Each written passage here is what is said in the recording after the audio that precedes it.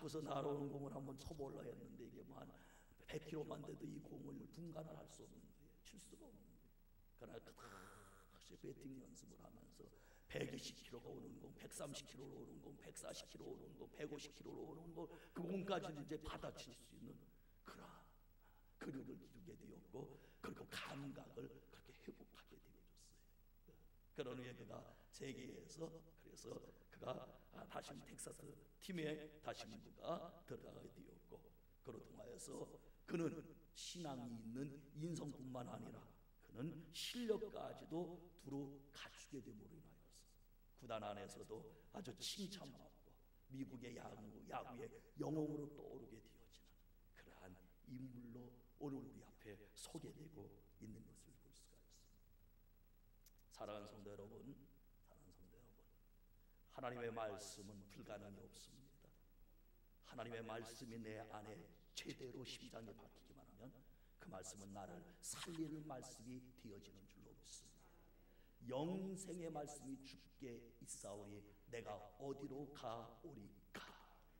어디로 가서 우리의 삶이 방황되어지고 우리의 삶이 실패되어지고 우리의 삶이 낙진되어졌다 할지라도 다시금 주께 있사오니 주님 바라보며 주의 영생의 말씀을 내 마음에 담고 내 삶에 담게 되어질 때 내 안에 그 영생의 생명의 말씀은 나를 살릴 것이고 살리되 생명을 얻게 더 풍성케 하심으로 인하여 내 인생을 회복시키시고 역전시키시고 내 인생을 새롭게 하는 그러한 놀라운 은혜가 있게 되는 줄로 믿습니다.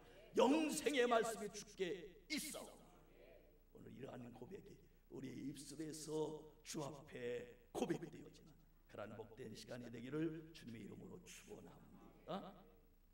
오늘 말씀은 60절에서 71절까지 되어지는 아주 긴 말씀입니다. 요한복음 6장은 왜 이렇게 길게 써놨는지 모르겠어요. 71절까지 있는 말씀을 좀처럼 우리들이 읽을 수 없었잖아요.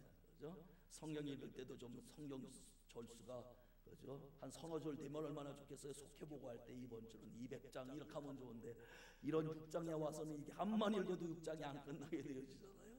그러한 지루한 장이 될 수 있지만 왜 이 6장을 이렇게 지루하게 써 이렇게 길게 써놨을까? 그죠?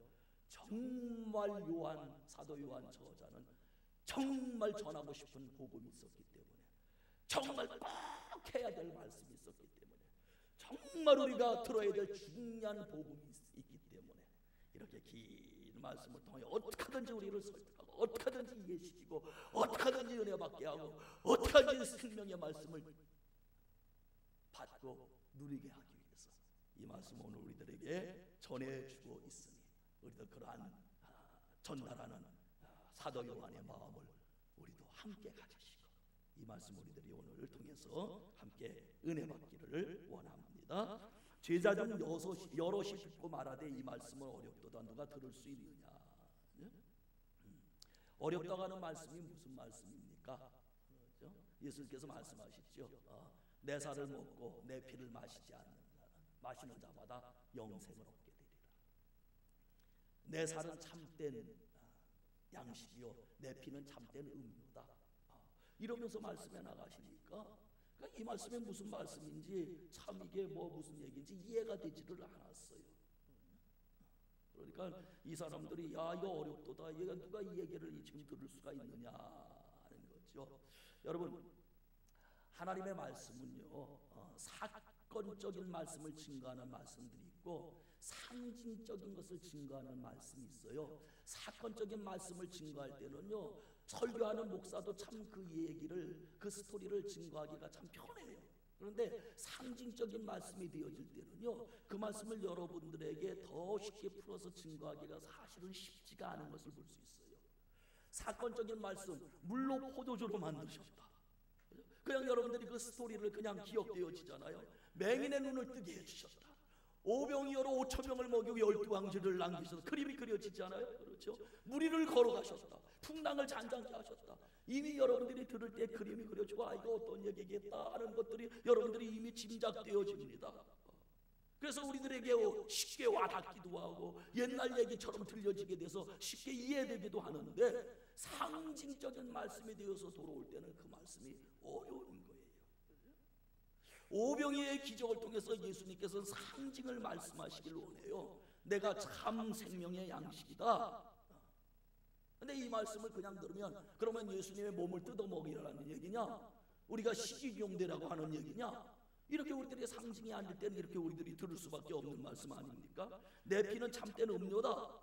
내 피를 마시는 것이 마시라고 하는 거란 말씀은 야 내가 우리가 무슨 뭐 드라크려나 피를 먹게 이 말씀은 우리들의 상징적인 거기 때문에 우리들이 그 말씀을 받아들이기가 쉽지 않습니다. 그렇다면 이러한 상징적인 말씀이 들려질 때 우리들이 어떻게 이해할 수 있는가 하는 것이죠. 그것은 우리의 이성 지성으로는 그 말씀을 우리들이 이해할 수가 없습니다. 그 말씀을 이해하기 위해서는요, 주님에 대한 신뢰, 주님께 대한 사랑의 마음이 있으면 그 말씀은 이해되어지고 그 말씀은 알아듣게 되어지는 겁니다. 어느 스승이 제자를 너무너무 사랑했다고 생각해 보십시오. 그래서 자기가 가지고 있는 모든 실력, 모든 것들을 다 전수해줬습니다. 그때 제자가 그것을 다 습득을 해서 정말 대가가 되어졌어요. 어떤 대가가 되어서 서예의 대가가 되어졌고요. 멋진 글씨를 해갖고 이제 표를 만들어서 큰 전시장을 빌려서 전시를 하게 되어졌어요. 이 30년 동안 가르치던 스승이 얼마나 기쁩니까? 그래서 이 제자에게 무엇을 선물했으면 좋겠을까 하다가 자신이 30년 동안 쓰던 먹을 가르는 벼루 있잖아요. 벼루를 잘 포장을 해서 선물을 했어요. 이 벼루가 무슨 의미가 있습니까? 그죠? 자신이 30년 동안 그 아껴오면서 갈아오면서 수행해오고 그렇게 좋은 것이 필체를 남기기 위해서 애쓰던 그 흔적, 자신의 모든 그런 분신과 같은 그 흔적, 그것을 제자 사랑하는 마음으로 제자에게 주는 것이죠. 그리고 이것을 통해서 너는 나를 뛰어넘는 대가가 되어라 하는 그러한 마음이 담긴 그러한 뜻으로 이 벼루를 선물하는 것이잖아요. 그죠? 그러니까 그 벼루는 상징이잖아요. 그죠? 상징이지. 그러나 스승에 대한 제자가 스승에 대한 사랑과 신뢰를 가지고 있지 못하다면 아유 내가 이렇게 큰 거란 전시회를 하고 그러는데 뭐 이런 무슨 뭐 풀어보니까 뭐 이거 뭐야 쓰다가 이거 뭐 다 날아가고서 이거 이런 거를 나에게 줬어. 아유 30년 사용하고 버릴 때가 되었으니까 이거 나에게 주십니까? 이렇게 만약에 제자가 스승에게 얘기한다면 그 제자는 참된 제자가 아닌 거죠. 아마 친구가 집에 있다가 어디 단척에 박아놨다가 한 30년 된 그런 우리 한 번도 안 써서 그러면서 30년 된 벼루를 들고 왔다면은 야 뭐 이런 걸 나한테 선물하냐 그럴 수 있지만요, 그렇죠? 스승에 대한 신뢰, 스승이 자기를 사랑한다고 하는 그 사랑의 마음을 알 때는 우리는 그분이 하는 그 상징을 우리도 깨달을 수 있고 그대로 마음으로 우리들이 영접할 수 있다고 하는 겁니다.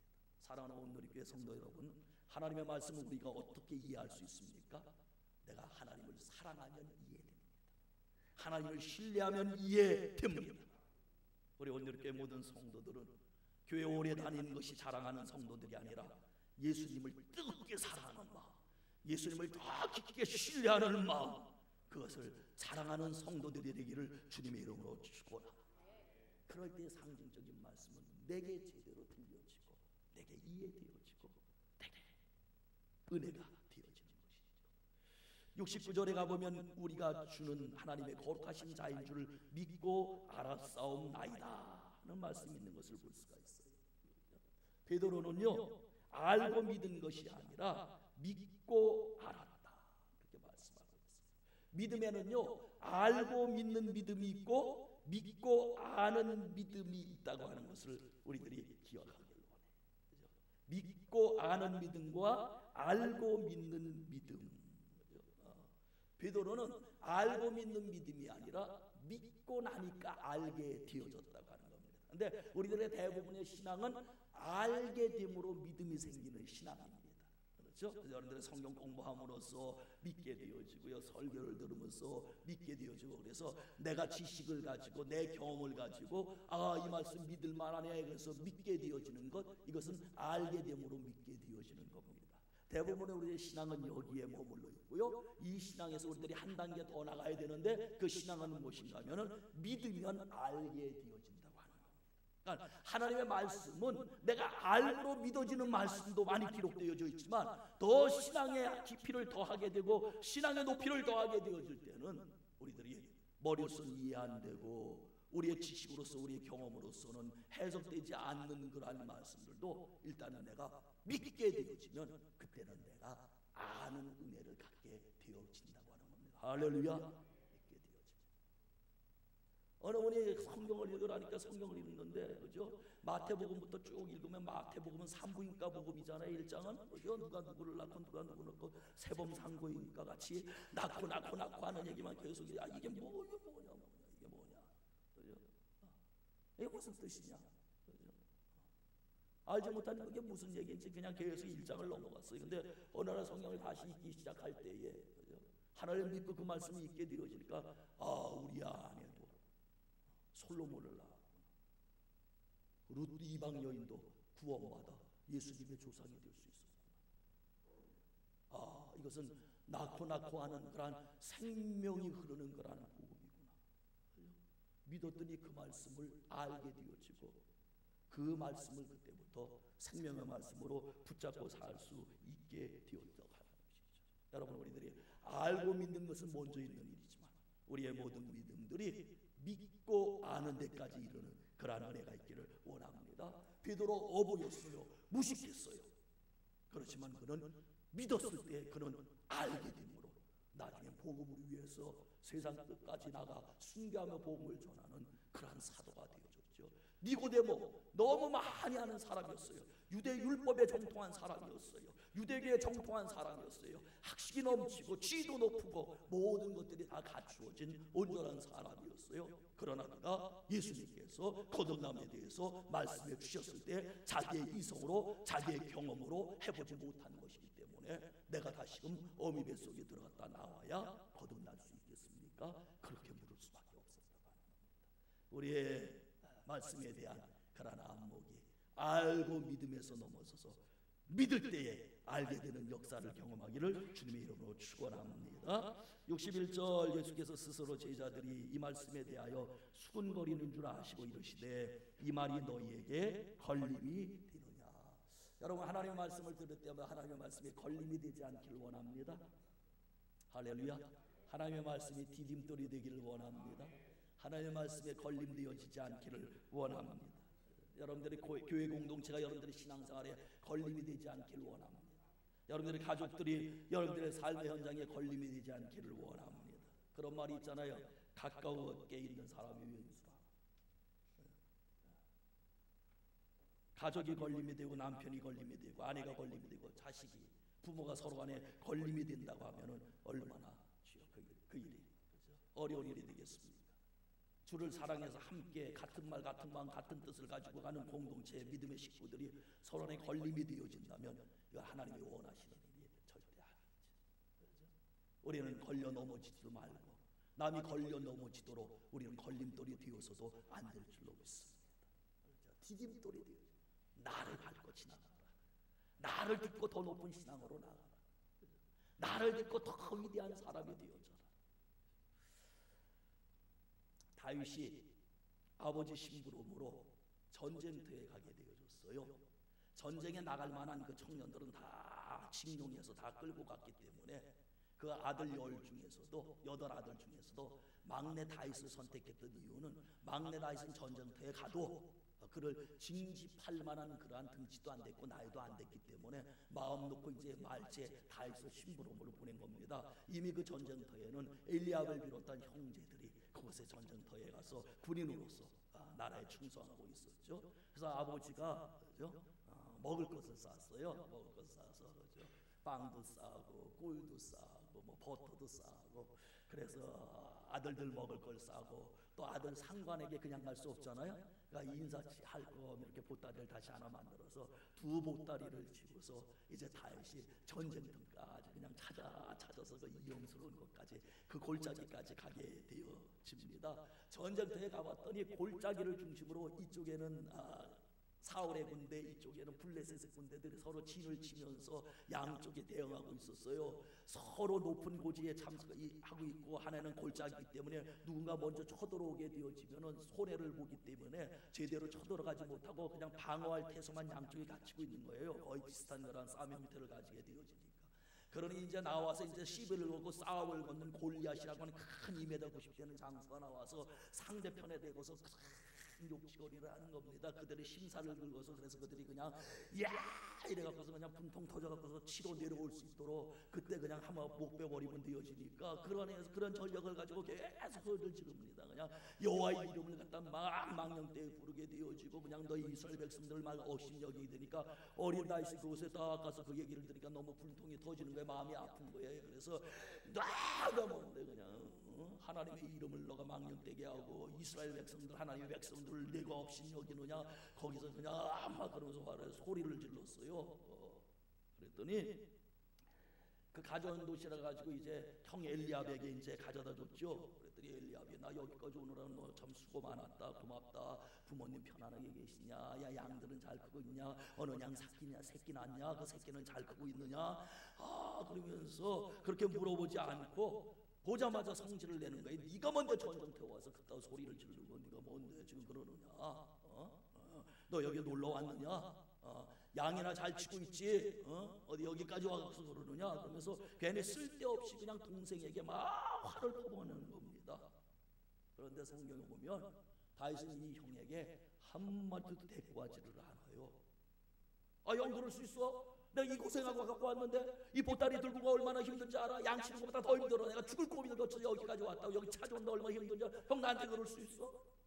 저 골리앗이라고 이방 사람이 하나님 막 욕하고 막 이러는데 어찌게 내가 그래서 참지 못해 한마디 했는데 형은 뭐 하고 있는 거야?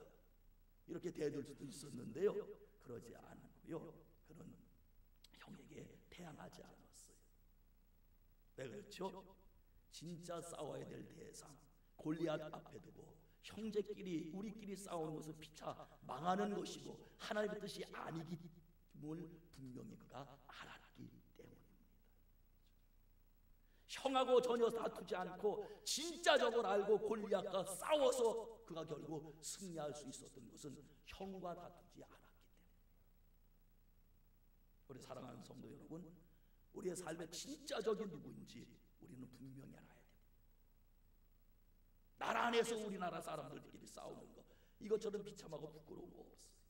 진짜 적은 밖에 있는데, 진짜 적은 악한 마귀 사탄인데 우리는 가족끼리 싸우고 성도끼리 싸우고 그래서 넘어지는 인생들이 아니라 진짜 적과 싸워 골리앗을 무너뜨리는 그러한 승리의 성도들이 되어져야 될 줄로 믿습니다. 이제 8월 한가위 모여서 우리 추석에 모이잖아요.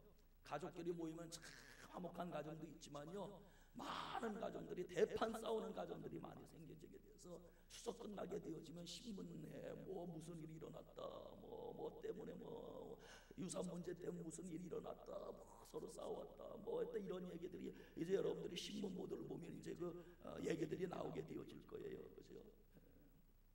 가족 모였을 때 우리 믿는 사람들은 특별히 조심하고 덕담하시기 바랍니다. 격려하고 칭찬하고 조말하십시오. 할렐루야. 할렐루야. 행여나 그죠? 친지 가족들 중에 아직 시집 안 가고 있는 그러한 나이 든 그러한 자녀들을 보면요, 아유 너 언제 시집 갈래? 이렇게 절대 얘기하지 마십시오.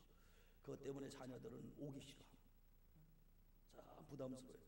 야, 너 올해도 너 혼자 왔냐? 누가 하나 좀 데려오지. 너 결혼 언제 할래? 여러분 그러지 마십시오. 오늘 보십시오. 결혼 안 한 여성이 지금 대한민국을 흔들고 있지 않습니까? 결혼 안 한 분이 대통령 후보가 돼서 결혼한 사람들 줄을 세우고요, 그 밑에 가서 다 고개 숙이고, 그래서 이게 대한민국의 현실인데 뭐 결혼 좀 안 하면 어떻습니까?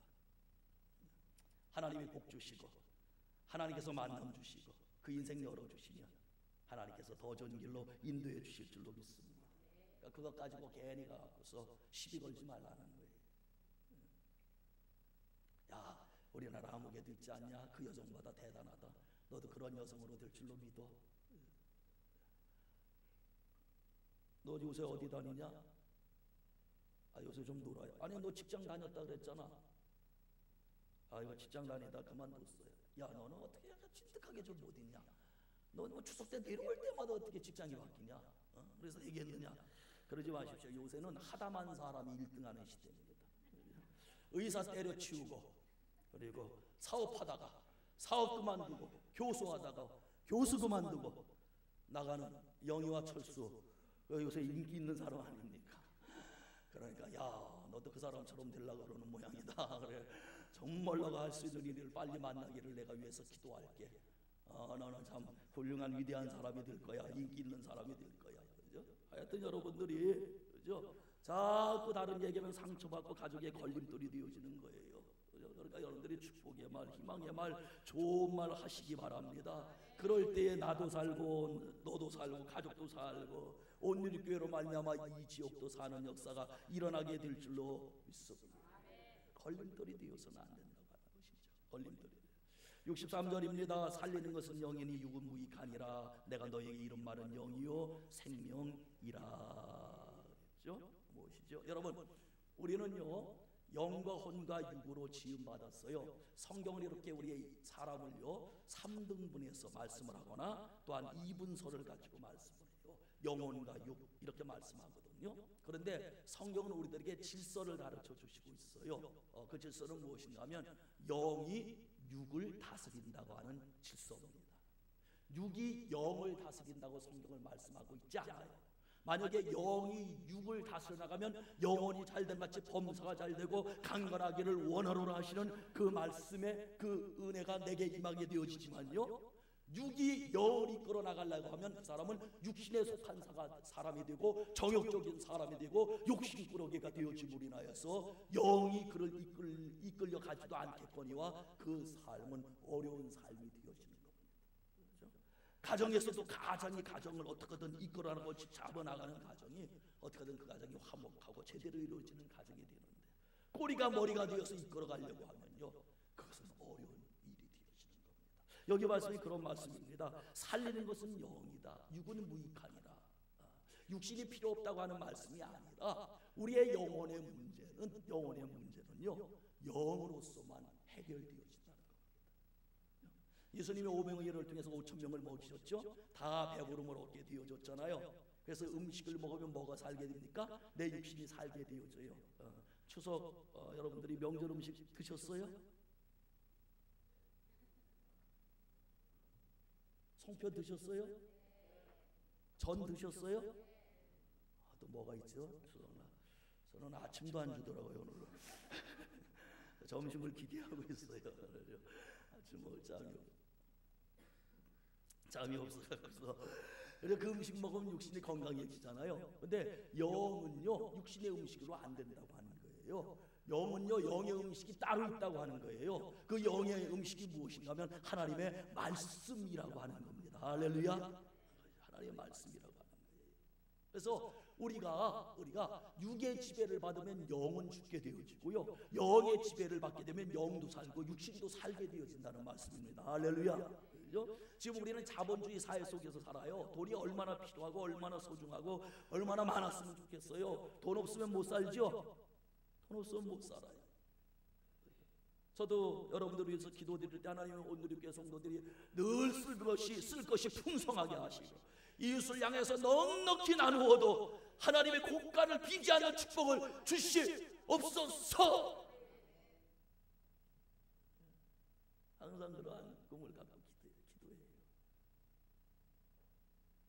여러분들이 어려우면 저의 마음도 어렵고 여러분들의 눈물이 있으면 제 눈에도 눈물이 흐르게 되어요. 하나님 정말 축복해 주세요. 그러나 여러분 나쁜 인생, 나쁜 건 어떤 것인가 하면 돈에 지배받는 인생. 돈이 몇 푼 없어도 돈에 지배받는 인생이 있고요, 돈이 많아도 돈에 지배받는 인생이 있더라고요. 반대로 돈이 많아도 돈을 지배하는 인생이 있고요, 돈 몇 푼 없어도 돈을 지배하는 인생이 있더라고요. 여러분 우리 모두는 하나님의 말씀에 지배를 받아야 될 줄로 믿습니다. 그러면 돈도 지배할 수 있고요, 영의 지배를 받으면 육신도 지배할 수 있기 때문에 우리의 몸의 질서가 잡혀지고 우리 가정의 질서가 잡혀지고 우리의 모든 삶의 질서가 잡혀지게 될 때 그 질서 안에 모든 것들은 새롭게 이루어지게 되는 줄로 믿습니다.